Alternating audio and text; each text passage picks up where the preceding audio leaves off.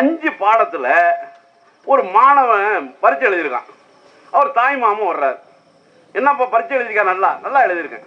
எதாவது படிக்கிறான்? 5வது படிக்கிறான். சமூக அறிவியல் என்ன மார்க்கு? 70. அறிவியல் எவ்வளவு? 74. கணக்கில் எவ்வளவு? 80.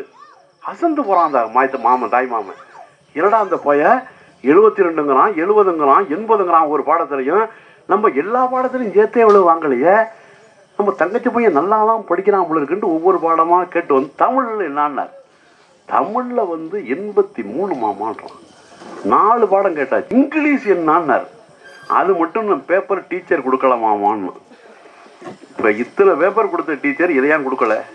என்ன காரணம்? அதில் மார்க் முழுசாவும் வாங்க. இப்போ தெரிஞ்சுக்கிட்டீங்களா? பண்ணிக்க. அப்போ மார்க்கு அதிகம் வாங்காததுக்கு என்ன காரணம்? அது நம்முடைய தாய்மொழி இல்லை. இன்னமும் ஆங்கிலம் நமக்கு திணறுது. ஆங்கிலத்தில் ஃபெயில் ஆகுறதுனால தான் இன்னும் கொஞ்சம் தடங்கள் இருக்கு, இல்லைன்னு சொல்ல முடியாது. இப்ப நமக்கு தாய்மொழி இல்லாத பாடத்தில் பின்தங்கி இருக்கிறப்ப இன்னொரு மொழியிலையும் பரீட்சை வைக்கிறான்னா இந்தியில கொண்டாந்து, அப்ப இன்னொரு மொழியில வைக்கிற என்ன ஆகும்? 2 பாடத்தில் ஃபெயில் ஆகிறோம். அப்ப முன்னேற்றம் தடுக்கப்படுது. அதனால இந்திய படிக்கிற நீங்க படிக்கட்டும், இந்தி எங்களுக்கு வேண்டாம்.